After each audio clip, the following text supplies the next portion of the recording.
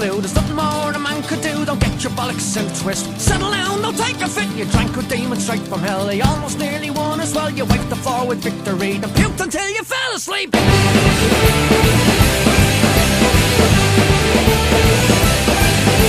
Electing was the Banshees rail. These boots will never feel like jail. You're crawling to an empty boat. For the Gulf of Mexico. But Curtis came and so did you. From the ashes charting blue, smelling like a salty dog. Back from hell where you belong.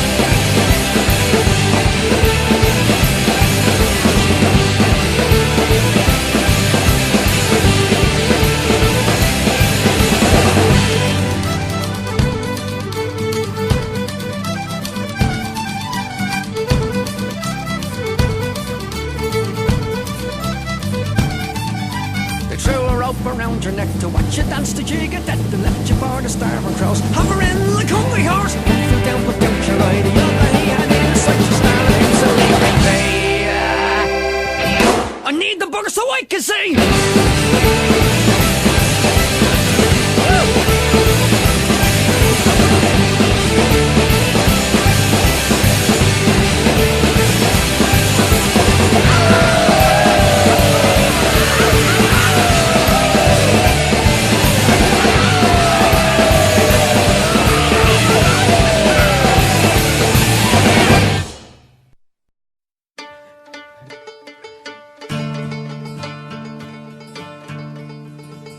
I was born in a Dublin street where the loyal drums did beat, and the loving English feet they tramped all over us. And every single night that me father came home tight, he'd invite the neighbours outside of this chorus.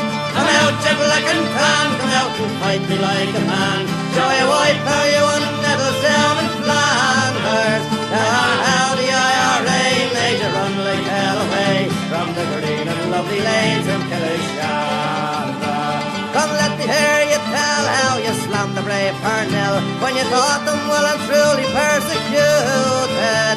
Where are the sneers and jeers that you bravely let us hear when our leaders of 16 were executed? Come out, you black and tan, come out and fight me like a man. Show you white how you won medals down in Flanders. How the IRA made you run like hell away from the green and lovely lanes of Killeshandra. Alan Larkin and O'Brien, how you bravely called them swine. Robert Emmett, who you hung and threw and quartered. I upon the scaffold high, how you murdered Henry Joy, and our croppy boys in Wexford you did slaughter.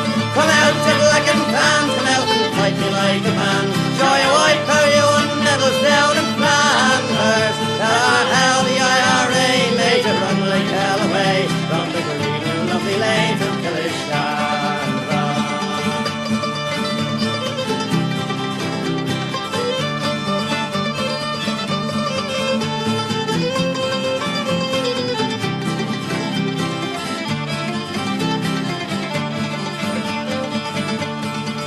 Well, the day is coming fast and the time is nearly past when each Johnny will be cast aside before us.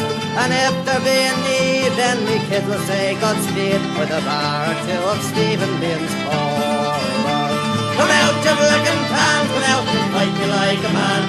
Show you white how you won medals down in Flanders.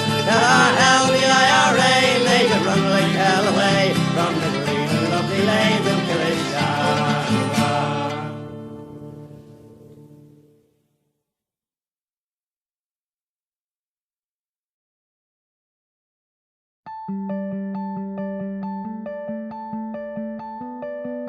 Whereas the Vikings developed an urban commercial lifestyle in Ireland, engaging in trade and manufacture, the Irish continued to be very predominantly a rural agricultural society.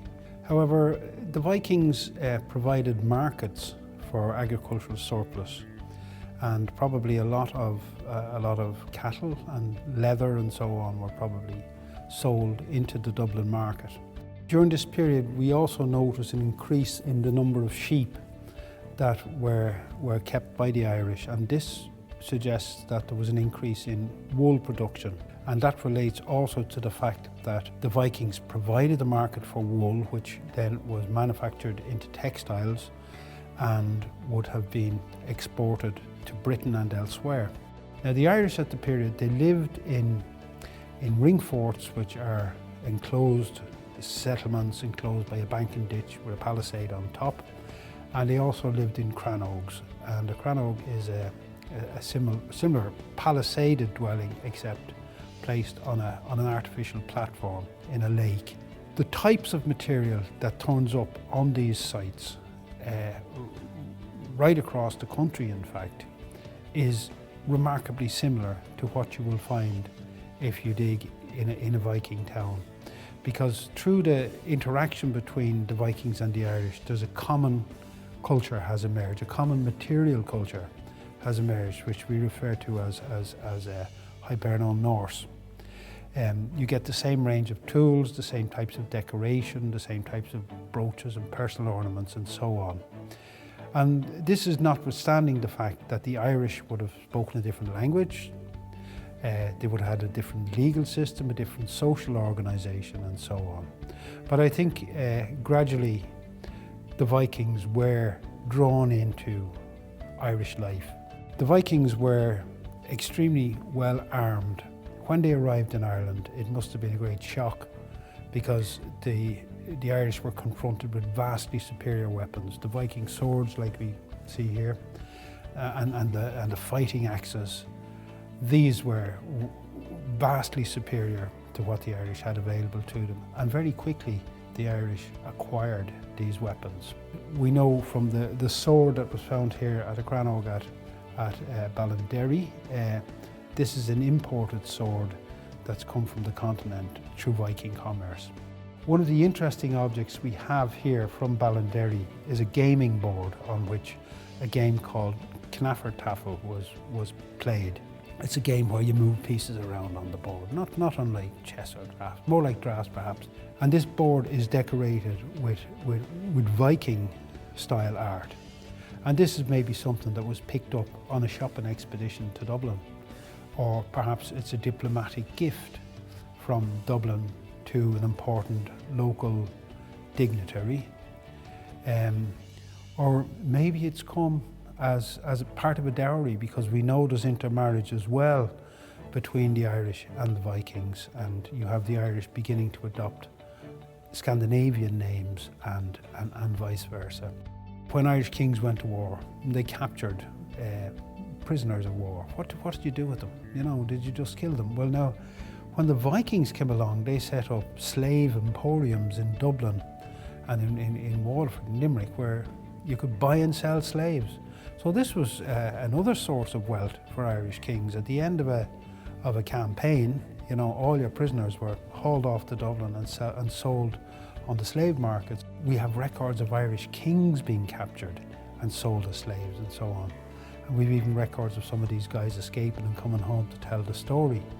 And they could have ended up anywhere from Scandinavia to North Africa.